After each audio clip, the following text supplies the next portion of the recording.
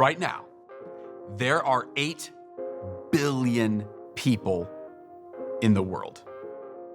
That is a huge number. Like, it's a huge number. Do you have any idea how big that number is? Let me try to help. Just put it into perspective. If you decided that you wanted to go meet every single person on the planet, and you were only gonna meet them for 1 second, and you said to yourself, I'm not gonna stop until I've met them all, it would take you 253 and a half years to spend 1 second with everybody who's on the planet right now.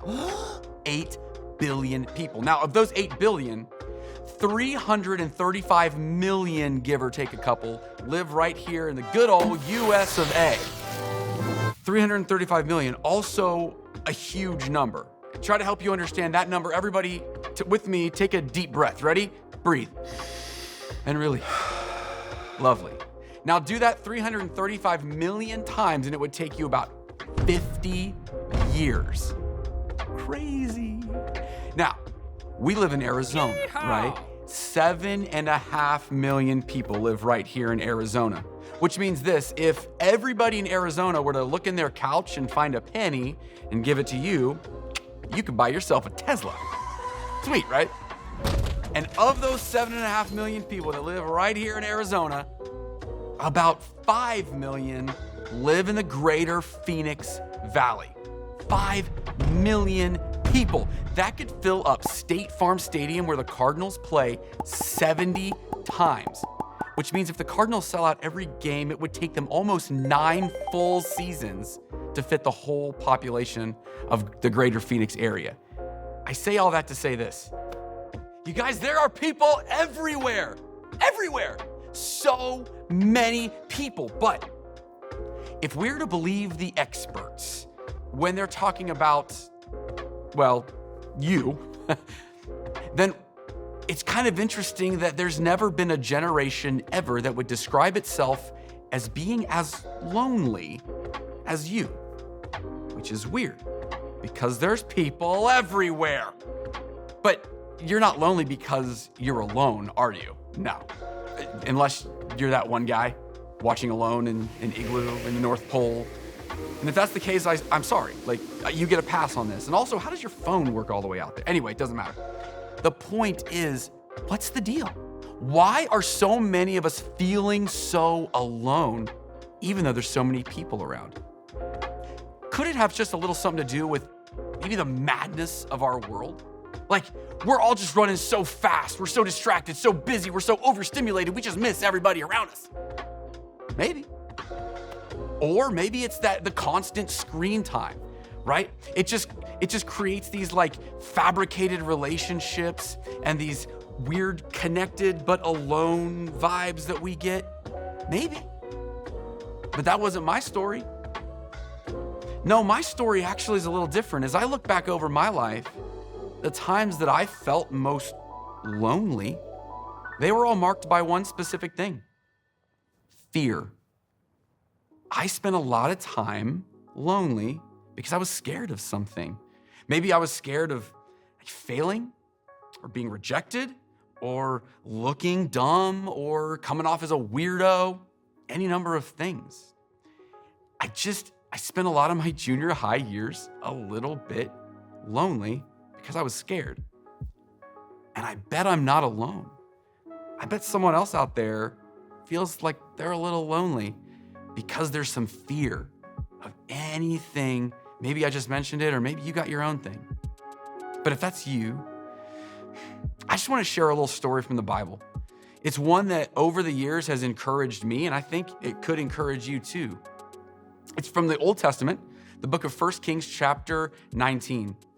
It's about this guy named Elijah. Elijah was a prophet. Now, that's kind of like saying Elijah is like an influencer. He says things on behalf of God, though. And a lot of people listen. A lot of people think this guy's pretty cool.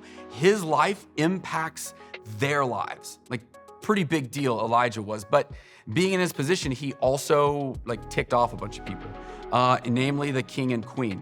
they kind of wanted to kill him. So verse 3 tells us he fled. He feared for his life and he ran. He ran all the way with this other guy, kind of his assistant, to a place called Beersheba. And then he realized, we got to split up. I got to go my own way. You got to go yours because our lives are in danger. So they did. They split up. And Elijah traveled another full day into the desert. He found a bush and he lay down under it. And this is where it kind of gets sad because Elijah started to feel desperate. He started praying to God. He said, God, I've had enough. Take my life. You guys, that's dark. He lay down, he went to sleep. And the next thing he knows, he's getting a tap on the shoulder, and there's a guy standing there that he described as an angel. And the angel said, get up and eat because the journey you're going on, you need your strength for. So he did. He got up, he ate the food, he drank the drink, and he walked, and he walked, and he walked for 40 days and 40 nights, all by himself, almost a month and a half. And finally he arrives at his destination, the mountain of God, Mount Horeb. He climbs in a cave, and after that long, he just wants to rest, so he goes to sleep. And that is when God starts showing up. God says to him, Elijah, what are you doing here? Elijah's ready to talk. And he says, God, I've done everything right. I followed you. I tried to get other people to follow you, but your people have lost their minds. They're killing off all the prophets, and now I'm the only one left, and they're gonna come kill me too. And God said to him, get up. I want you to go stand on this mountain because I'm gonna pass by you. So Elijah did. He walked out, and soon thereafter, there came this unbelievable wind. The wind shook the mountain, it shook the rocks under his feet. It said it broke the mountain apart, but God was not in the wind. Then there was an earthquake, shook everything all around, but God was not in the earthquake. And then there came a fire all around Elijah, but God was not in the earthquake or the fire. And after the fire, there came a gentle whisper. And when Elijah heard the whisper, he covered his face with his cloak out of respect and awe. And he walked to the mouth of the cave. And God said again, Elijah, what are you doing here? And Elijah tells God again, God, I've done everything right. I tried to get other people to do the right thing too. But your people have lost their mind. They've killed all the prophets. And now I'm the last one left and they're going to kill me too. They had the same conversation twice. But this time, God takes it a different direction. He said, Elijah, get up and go. Go back the way you came. I have work for you. I have work for you to do. He tells him what he wants him to do. And then he said, oh, by the way, you're not alone. For I have reserved 7,000 others just like you who refuse to do what the king and queen want and bow to other gods. You're not alone. It's kind of weird to me. They had the same conversation twice. Exactly the same. God says, Elijah, what are you doing? And Elijah tells him just what he's doing. I'm running away because I've done all the right things, but they're trying to kill me. He had one here, a conversation, and he had one here. What happened here? What happened in the middle of those two conversations is really significant. God whispered truth to Elijah. You guys, today I want you to realize something, okay? Elijah was scared. Elijah ran away, rightly so. He was being hunted, but that scared place that he got, it drove him to this loneliness. It drove him to depression and despair and eventually these suicidal thoughts and prayers. But hear this. At his lowest moment, he was still willing to put his faith into action. He was still willing to go on this long journey because he knew God had something for him there, that God wanted to have an experience with him someplace. And good thing he did. Good thing he didn't miss it because he learned something. By the way, sidebar, sign up for camp. Sign up for camp because I just wonder how many of us need to take our next step of putting our faith into action and taking a journey to where we know God is going to speak really clearly into our lives. Maybe that's your next step. Sign up. Back to Elijah. So Elijah gets into this place where God is whispering these things to him, and it's a great reminder for him. Two things I want you to know that Elijah found out from God that I think you need to find out too. It's this: God is with you, and he never left. And there are others like you. You guys, today you could be lonely for a number of reasons. There's so many different reasons you might feel loneliness today, and it's not probably because you're alone. If you're anything like me or Elijah, maybe it has something to do with fear. You're just scared of rejection or losing a relationship or being weird. I get it. But you guys, I want you to hear God's voice loud and clear today. God is with you and he's never left, and there are others like you. The Bible tells us that the devil is trying to steal and kill and destroy your life. Do you want to know one of the easiest ways that he can accomplish that? By isolating you from God and from others. So here's my challenge to you. Don't let him do that. Don't let him get you isolated and feeling lonely. You know, I bet that the vast majority of you out there today, you believe in God. But I wonder how many of you just believe God. Because here's the deal. The devil's gonna try to trick you. He's gonna tell you that God's forgotten about you. He's not even there. He's gonna tell you that nobody will ever understand you. Nobody gets you. You're weird. But you know what?